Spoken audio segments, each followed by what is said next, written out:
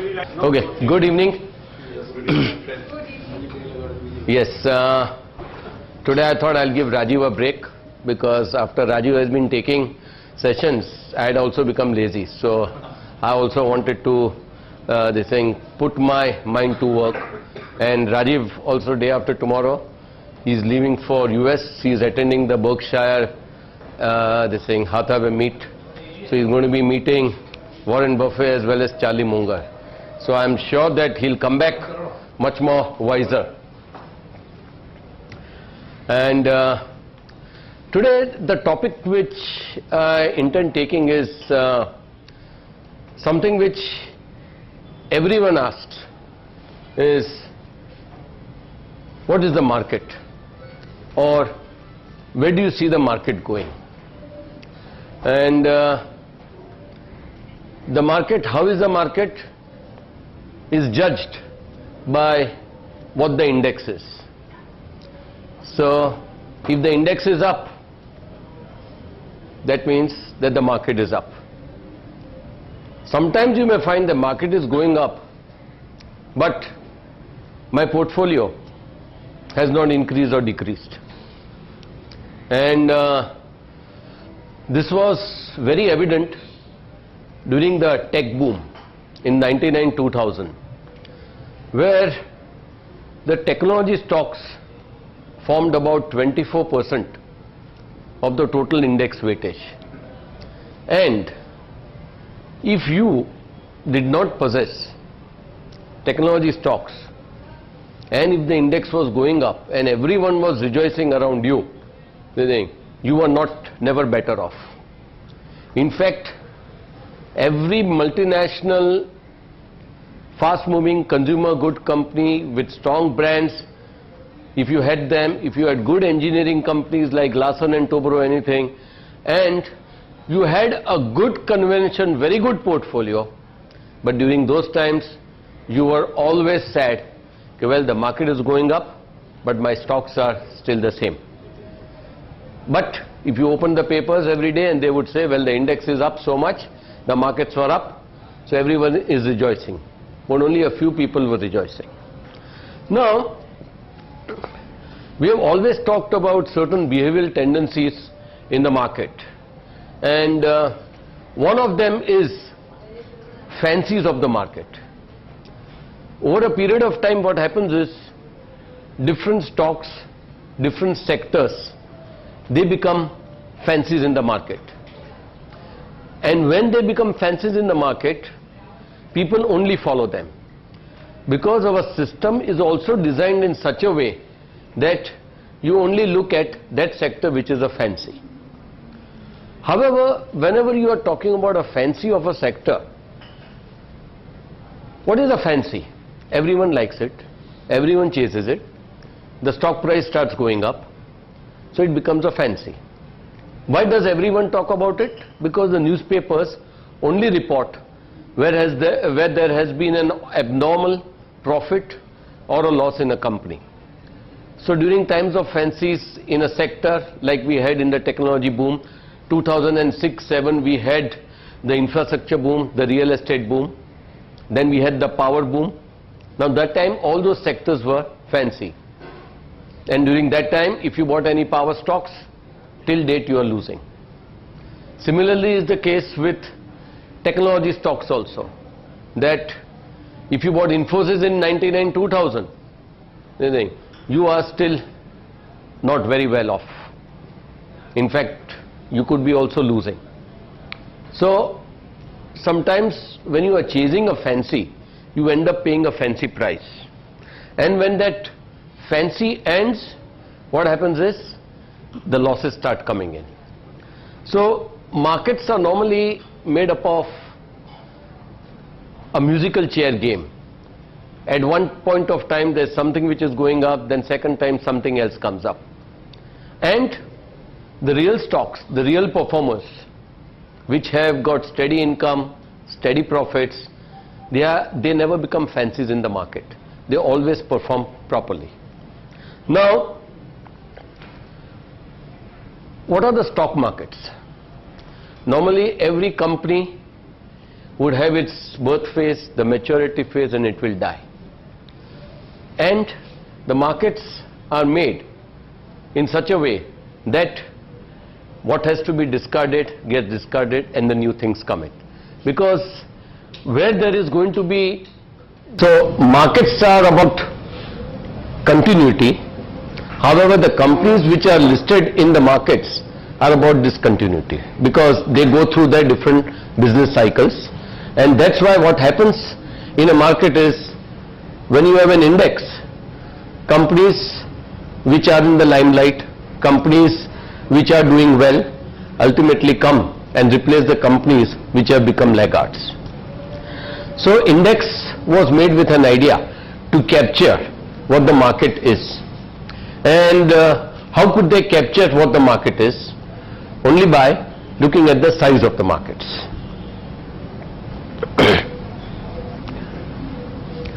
Now creative disruption means to facilitate continuity by aiding the discontinuity of the individual corporations. So an index consists of a basket of the largest stocks based on market capitalization. Now this index, because of the large market cap, it is supposed to be representative of the markets.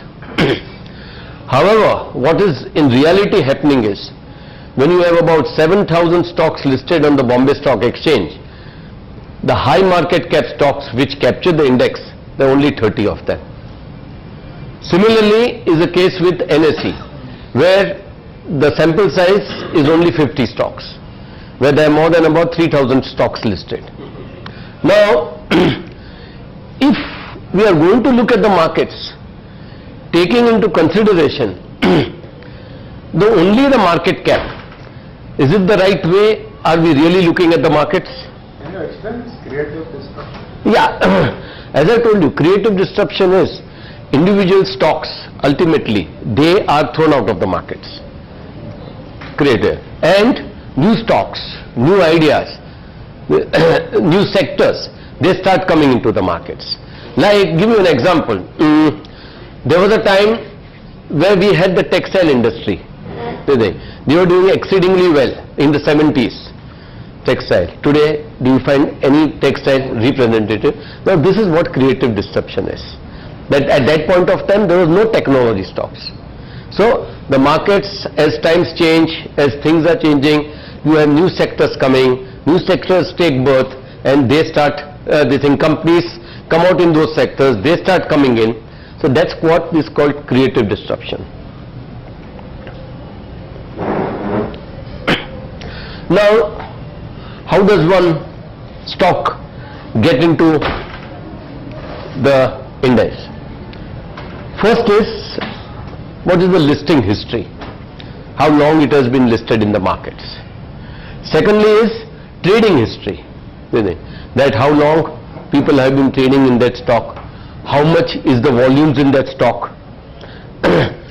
Fiscal results also do play their part. But there are times, like you had with the case of Reliance Power, that it was a big market capitalization, although it was not a profit-making company, it got into the index. In the NSE, the Nifty index also, we had two companies. One was Reliance Petroleum, which was not a profit-making, and another was Keynes, I think. Both of them, because they were big, that is why they got into the markets. That's why for some of these managements, it is important that they come out with big and big issues, because once we'll see what happens once the stocks get into the indices. So now if you have all these things, you have a good weightage, and that's how you come into the markets.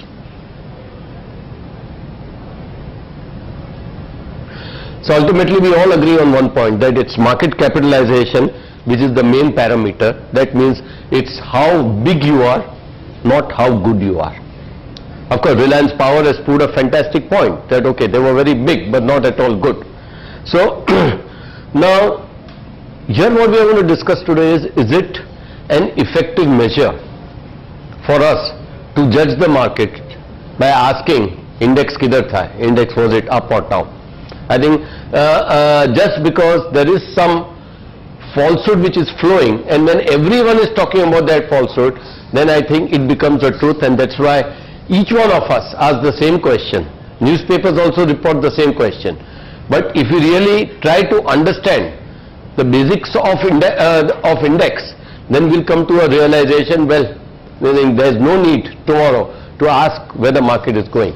Because if you are owning certain stocks, your job is to see whether your stocks are doing well or not what the market is going, because there may not be any relation with that.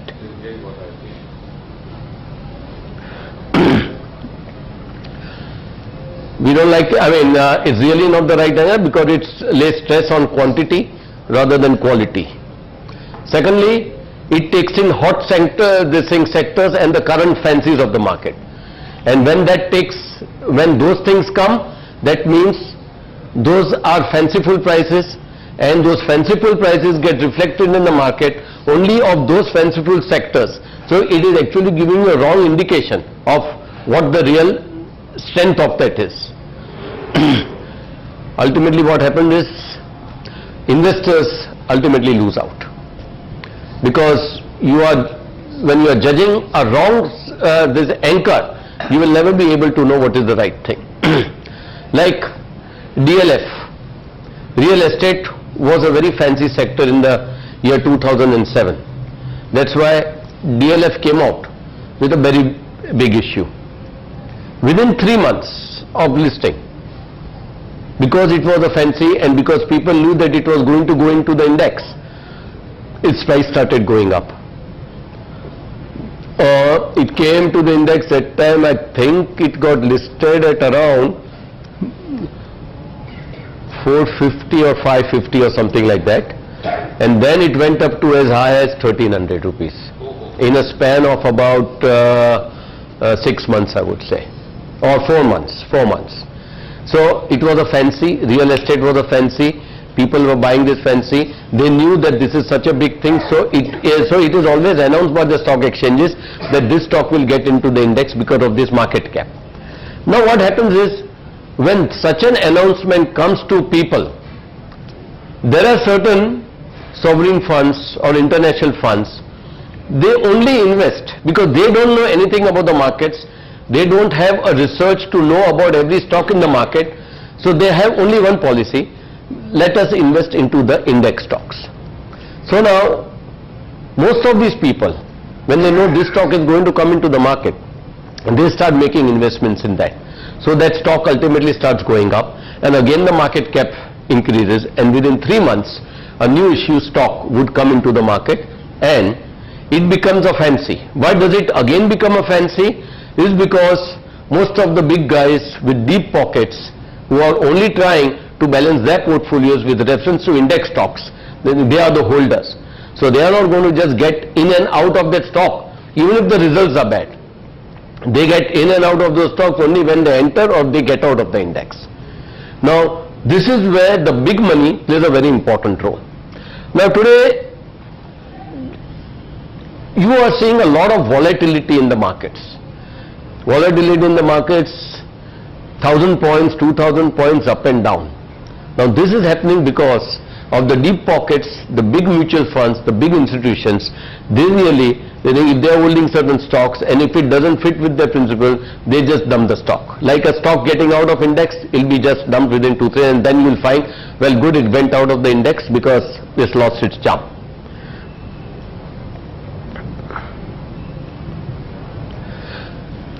So what those people do is, there is this concept of index investing, that if you really go to see the Sensex, 1979 the Sensex was started, the BSE Sensex I am talking about, it was around 100, and today it is around 19,000. So it has returned about 19%, 18 to 19% per annum compounding.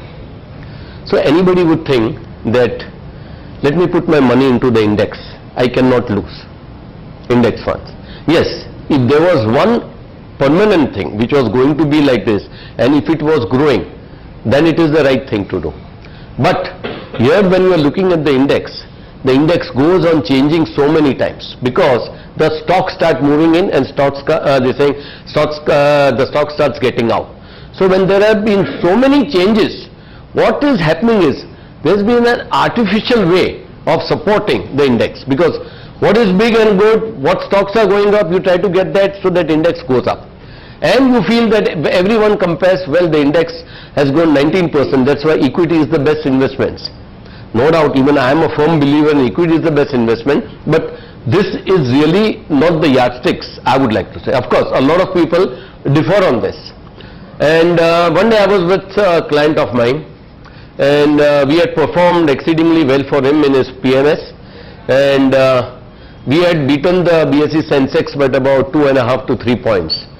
And he told, Parag, why should I get into that? Because I think I'll be totally happy just by the index. Every time I have to meet up with you, you meet up. 2 to 3%, what does it matter? I told him 2 to 3% compounding over a period of 5-10 years is a big amount. Secondly, it made me wonder that is he right or wrong? And I wanted to do certain in-depth research to really find out that if there's a whole lot of people really trying to find out good values in the market, and the stock markets, my 30 years of experience has shown, they are really difficult, because to really find good values, it's so important that we have the discipline to stay invested, think long term, which not many people can do. So I was just wondering that can a passive form of investment be so successful? The heart said no, but the mind, because everyone was talking about, was telling yes, it could be, it could be. So what I thought was,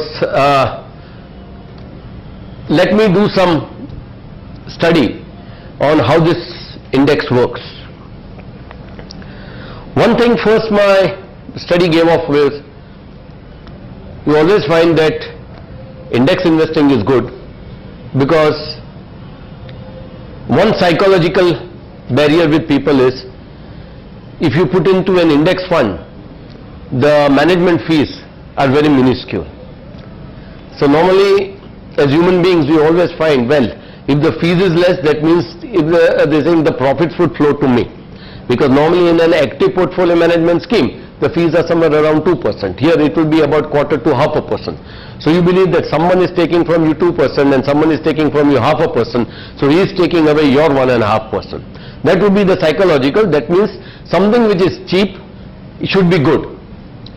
Secondly was that any person who had an index fund, his ability to convince people because of lower prices, because normally all human beings get convinced when the prices are low, was much better. So it became quite popular with people, and the best part was that you could never judge an index because there is no other benchmark to judge the index. This is the index. When you are the benchmark, you cannot judge yourself because there is nothing else to judge with it. I think that was one very important thing which I came out in my study, and of course I will discuss the full study with you so you will have an idea.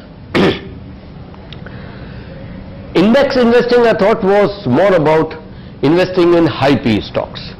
Why I say high PE stocks is because everyone knows about those stocks. They are entering the index.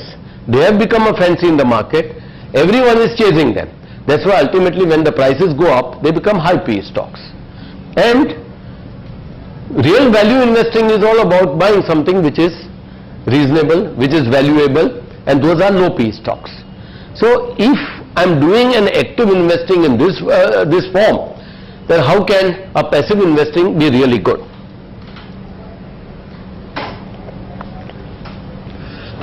Now let's look at some of the behavioral anomalies of the participants of the markets, because some things which happen in the market is because of a whole lot of behavioral anomalies, not only of the investors, but it is also of the companies, of the regulators, of the operators, of the management. Let's see them one by one. First is one behavioral anomaly for all of us is the mystery of the unknown. We are always willing to pay something higher for something which is unknown, for a mystery. And when the mystery gets unrevealed, the charm of the newness goes away and then the reality sets in. This was very evident. How did the tech boom start? Because of, I don't know whether this thing you remember, the Y2K. The Y2K challenge was coming, that the computers will need to be changed and we'll have to do certain things, otherwise the world will come to an end. What will happen? Everything is on computers, and that's how the tech boom, because nobody understood what it is. So then you have so many companies coming in, the technology boom started, and then ultimately you had the internet and the dot-com boom and it. So everything was a mystery for people. That's why we paid exorbitant prices. Even a company, small company like AOL, they say, it took over Time Warner Brothers.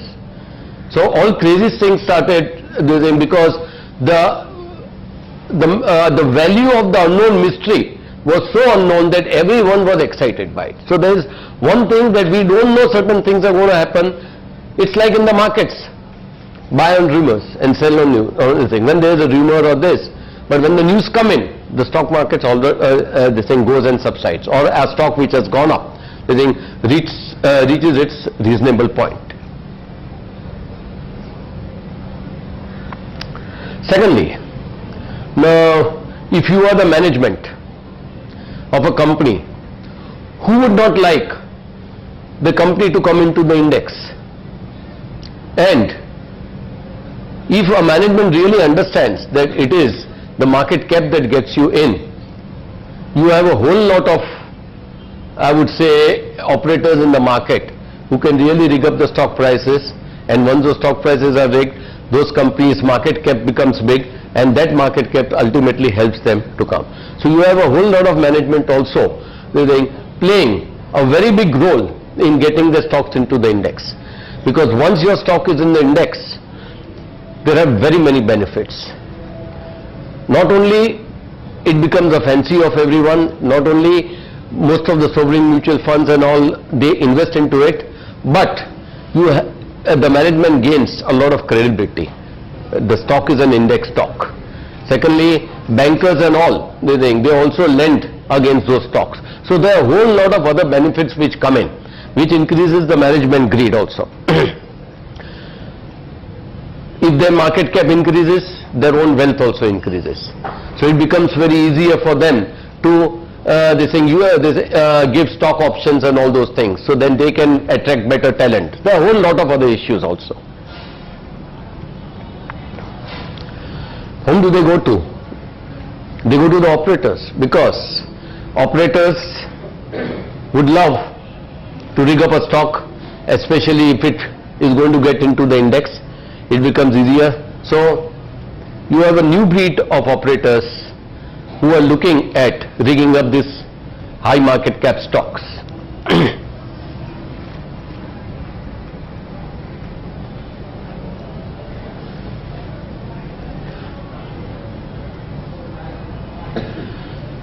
Herd mentality, we've always been talking about it, that as modern people try to get into index stocks, when everyone is going, the herd starts going with them. So it's like a Pied Piper who's got his flute, and he starts blowing his flute, and then people start following it. Same thing happened in DLF, went from about 600, it went up to 1300, because then everyone started chasing. And when you have a herd, if you have bought a stock, then that person again becomes a salesman for that stock.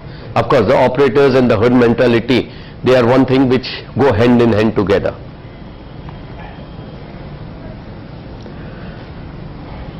One is, why do investors go in for index investing? I have just mentioned to you. One is, index investing, as I will prove it to you at the end of the presentation, is just a heuristic in the mind.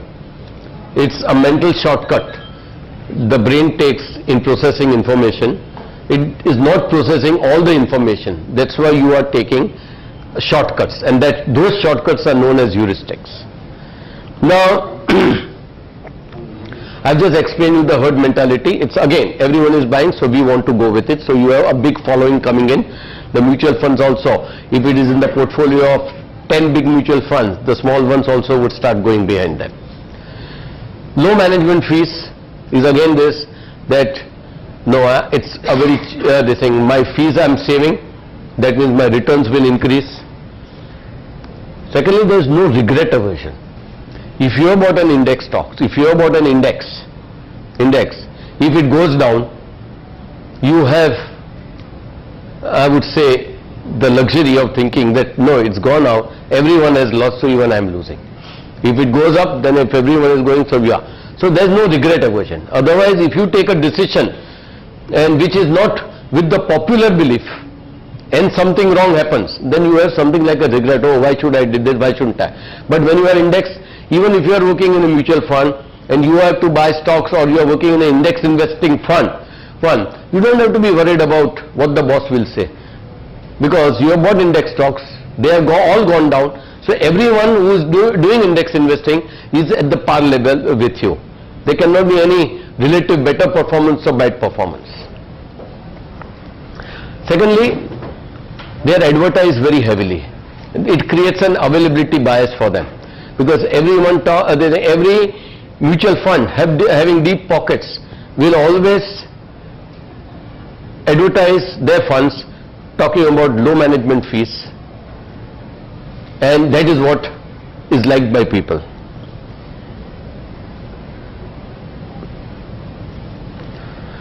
Well, my research, which I will share with you just now, there are a few examples I want to prove that. Let's take the case of Bharat Forge versus Zenith. We buy 100 shares of each of these CMP, they say at the current market price, when the switch happened in 1982. 1982, Bharat Forge was replaced by Zenith Steel. This was all dividends, bonus and right issues are subscribed and reinvested. We are using a 10-year period to see how Bharat Forge and Zenith have fared. So what I am doing is, 1982, we buy 100 shares of Bharat Forge and we buy 100 shares of Zenith, because that's where the switch happened. Zenith was a Birla company. Yeah. Yeah. This is what we do, and after 10 years, we see what it is.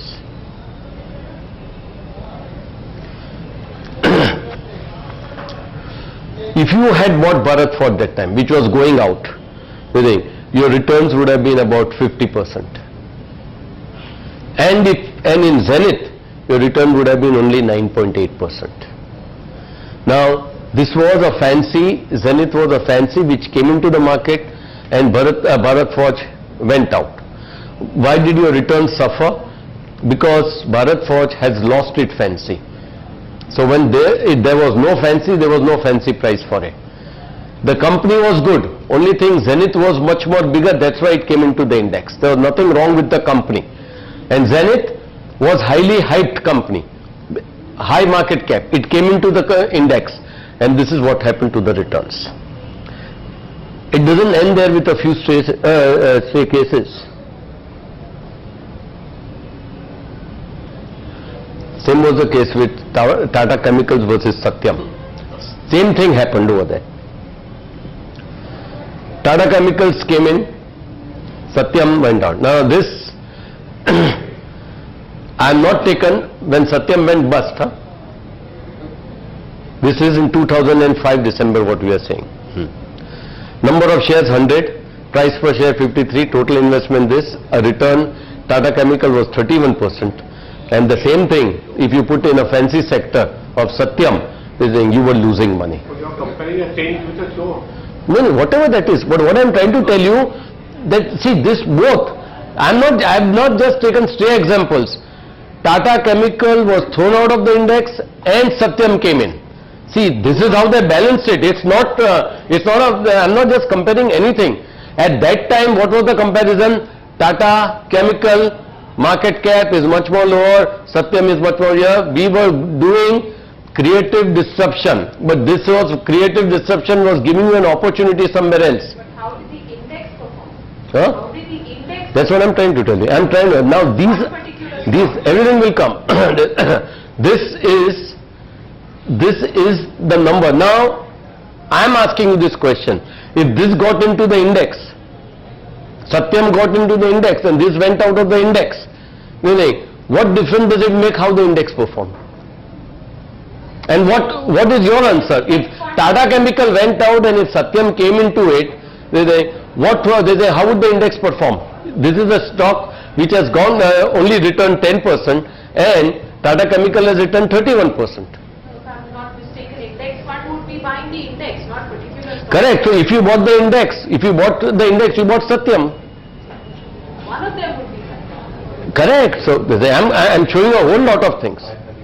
You are buying this thing because how did the index perform? How did the index perform from? Correct. You will get that answer. You will get that answer. Excuse me.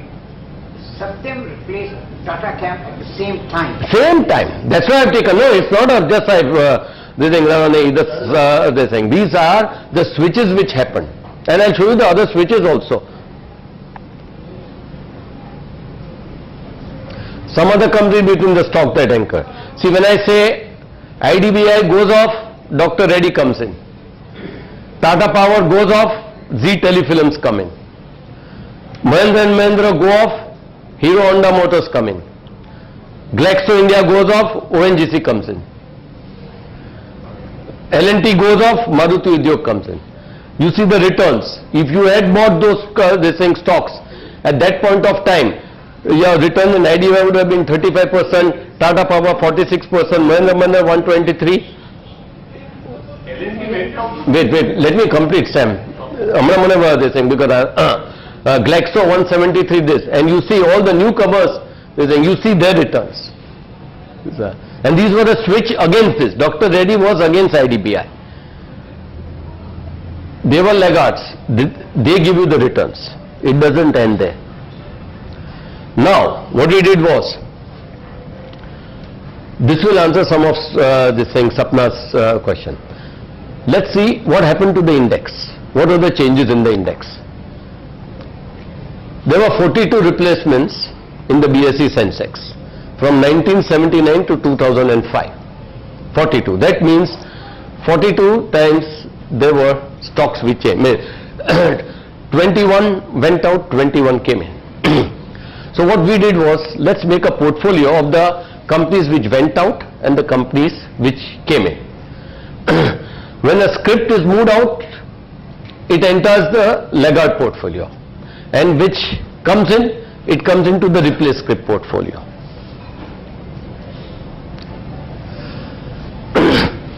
Invest 10,000 in both the laggard as well as the replace script. So we are taking the same amount of money, not even 100 shares or 200 shares. Same. Till 30 and hold on the investment till 31st December 2005. In the cases where a company is delisted before 31st December, the returns are calculated on the last day of the trading for making that comparison. Calculate the respective returns till 31st December 2005 and find the total value of the portfolio. Now, these were, the first was in August. These were all the changes which took place. Bharat Forge was replaced by Zenith, Asian Cables by Philips, this, that and all. So what we did was 10,000 was invested into each script. Of course, this is 21 to the 42. This is again this thing.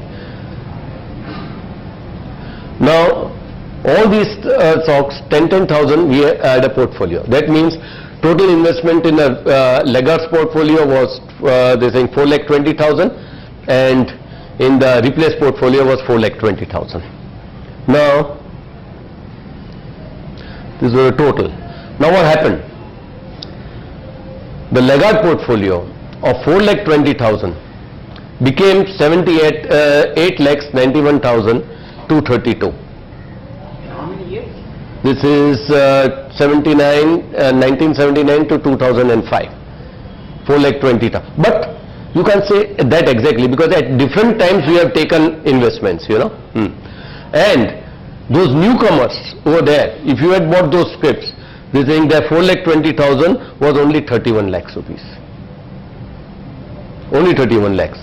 And our mind is tuned that whatever comes in the index is a good stock.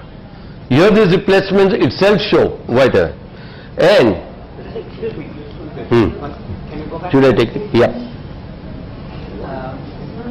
The left-hand side is the one that went out, the right-hand side came Yeah, in. yeah. But L&T has switched twice. No, L&T, yes, afterwards L&T came. Came back. Afterwards L&T came. But first it was thrown out. Now L&T is basically a good company. But in the market, because of market capitalization, and can you imagine, L&T went out and it was replaced by Maruti Udyog. Then MTNL went down and L&T came in. Because they are only looking at market cap. That is of the 42 replacement, 21 laggards, 50% of them have outperformed the incoming stocks, giving a success rate of 50%. In the laggard portfolio, investment of 4,20,000 has gone up to 78 lakhs. In the replaced portfolio, as I told you, it's just gone up. Now, this is a phenomenal difference if you really go to see. And we are talking about index investing. Okay, it's not only with BSE. NSE came at a later stage, so we thought, let us do the same thing. And there we had about 35 replacements. Results were somewhat the same. Apollo Tyre went out, East India Hotel came, Indal went out, Glaxo came. They had all these results that 3,50,000 invested in the laggards became 20 lakhs, and here 3,50,000 became only 11 lakhs of the replaced scripts. 22 out of 31 in the laggards portfolio, this thing better. Here the ratio is much more better. In the laggards, when investment became 3,50,000 became 20, and here it's only 11. There was a huge difference of 9 lakhs.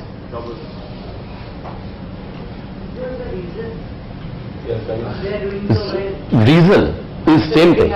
Same thing. Its reason is value investing is so important that in a stock market, it is very important for you to understand that you are buying a good business at a good price. Now, this sort of a thing offers you an opportunity, because on one side you have a market fancy. You have herds of people chasing an illusion over there. And if you are a good value investor, your job is to find out a good business available at a good price. And you had 50% of the good businesses which were going out of the index. Those companies are still surviving, but people were throwing the stock away. And if you are a good value investor, this is where you should be looking at. It's not the index. Lesson for the investors is, again, that's what I'm coming to. Don't get carried away by the bait of that, okay, it's getting into an equity, when fund houses are coming out with index funds, they say lower fees, this, that and all. It's just a bait. Because if you study, there is no way that you will be able to really perform better. Beating the index doesn't come, because the index itself is the yardstick. How are you going to judge an index when there is no yardstick? Secondly, index funds, the availability bias among people, everyone is so strong. Index fund mein dal dena, index is going up so much, so I will make so much. You try it, you will not make so much, because it is changing every time. Different types of companies. On the contrary, if you do something opposite of that, there are chances that you make more money. Just 1 second, Parag. Yes. I need to understand. If you have bought, say at 18,000, and now the Sensex is 19,000, an index fund, you will gain, or no, not you. See, I'll tell you, you don't see it at this short term, that I bought it at 18,000. You find out what the rate is at the 18,000 just tomorrow. Take an index fund and try to do that. And then tell me this thing, whether 18,000 and 90,000 really you gain that much or not. All the shares don't go up at the same rate. No. Here, what I'm trying to tell you is, there's a whole lot of big opportunity available outside. Like this, if you do something, where you are not with the herd, where you are not facing fancies of the market, there is a better chance of a better return over there. 18 ka 19 hua to definitely you have to earn. But you think there could be something when 18 ka 19 jata, there is something else where this thing, it could be this thing going from 17 to 20, something like that. Ultimately what this requires a lot of courage to do something what others are, against what others are doing. Now, courage in investment is taking the road which is least travelled or doing something which is against the popular opinion. And that's where you try doing your de-indexing. If you did this effort, it's very simple that you will make money in the stock markets if you are a contrarian, if you chase something which others are not chasing, because value is available. Today you make money only when you buy a value. And what is a value? That you pay a price which is less than the intrinsic value. And when such things happen, when these companies become laggards and all, nothing has gone wrong with the companies. Only the sentiment of the people changes. People start dumping those stocks because people start buying those other stocks. And if you are aware of this, then you can be a wise investor. Thank you. Any questions I'll take. How many people do this? It's like this thing, we do it. A lot of people, it requires a lot of courage to do that. That's what I told you. No, that is one part. But just blindly going in for index investing. Now, I would say blindly going over, if something is getting out and if it's something is good, I would go and first buy it because it's giving me an opportunity. Conversely, you are saying that de-index investing is the better one, in the sense what is getting out of the index by those? Index, which I have proved it over here. But each one may not be that way. Correct, but on the overall, this thing you are getting, I am telling you this thing, in NSE it was a 65% hit rate, in BSE it was a 50%. See, and there, again, that you use your mind, like when Zenith went off, it had to go off because it was not in tune, which you know, but a company like which L&T or something is there, you know that again it will come. Now see, they threw it out once and they got in it next year. This thing in the next session they got in after 2-3 years. A few months, yeah, maybe. So is the company thrown out at the instance of SEBI? No, as I explained you, only market cap. It's because of market capitalization. How big you are, not how good you are. Is it also a yardstick of the trading volume and all this? Trading volume, see, how does the trading value come? Volume automatically, see, it's self-effacing because there are, as I told you, certain people who don't do research, they only buy index stocks, so trading automatically it starts increasing. So how do you know a company is thrown out? They announce, this company will get out, this company will come in. Advance announcement. Yeah, you have, and they give you a date when it will come in and all. So people start buying it before that and they start selling that before that. So the market is offering you immense opportunities. You got to be, this thing, one is being stable in your mind, thinking, okay, this is happening if I am getting a good stock like this, and ultimately having the courage. Because when the prices goes down, it requires a lot of courage to buy those stocks. Quick, instead of going into all the details, would be to see a index fund which only invested in index space with one who has not. Is that a quick way of... No, see, I'll tell you, my idea, what I'm trying to tell you is that index fund, index investing, if it is passive investing, it is not that great an idea as it is made out to be. And my idea is that value investing is more important. And how do you get a value? When you don't chase something what others are chasing, and of course for that you do your homework, as Varsha was asking, that it has to be a good business, good management, it has to be all these things. One who do only value investing and not... No, if you are a value investor, you just... A fund is quoted in a market which does only value investing Correct. and not... No, it's, see now there are so many people talk about value investing, but then they follow the top. That's important also. Because value investing, following Warren Buffett, is more of a fashion to talk about that. But it is very difficult to follow the road. Or we can liken it to being good friends with a good politician, whether he's in power or not. So, If he's in power, it's good, but if he's not in power, still stay with him. If he's not in power, then you have a better chance. So he'll be more friendly with you. Very, very. Yeah. Anyway, thanks. Sorry.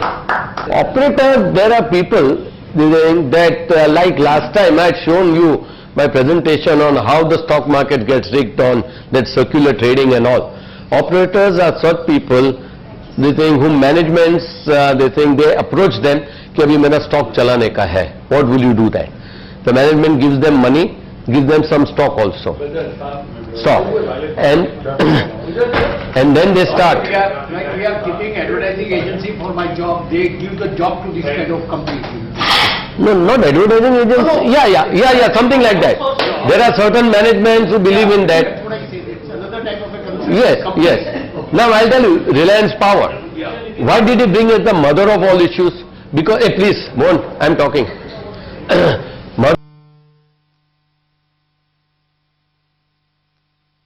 Calculates the earnings or does anything. Everyone says, here is the index fund, I will automatically each month put money here. In which case there would be no need for companies to publish annual reports or quarterly results. Consider a world where everybody has gone for index investing. There is nobody left who actually analyzes stocks, puts out a buy recommendation, hold recommendation or a sell recommendation. In which case, there is no need for companies to publish quarterly results or annual results. Even if they publish, there are no analysts left to put recommendations, there are no fund managers left to analyze. There is no reason for companies to put resolutions for vote, whether there should be a merger, whether there should be a demerger, what is the remuneration that should be paid to directors. All those resolutions go out because there are no analysts, no fund managers, no one is left to vote on that. Once you have whatever defined indices, you have BSE, Sensex, Nifty, S&P 500 or whatever sorts of indexes that are there, those are the only companies who will have funding. If a new IPO comes, by definition no one will subscribe to that because it is not in the index when the IPO comes. So there will be no new industrial activity. And in such a company or in such an economy, management and promoters would be free to plunder. They will pay themselves any salary, whether they make profit or not. They will spin away all the profitable divisions to their private companies, and all shareholders, all unit holders will be happy, saying I am getting the average market return and I am not paying any management fee. So this is what his take is on a imaginary world where all investors converted to index investors.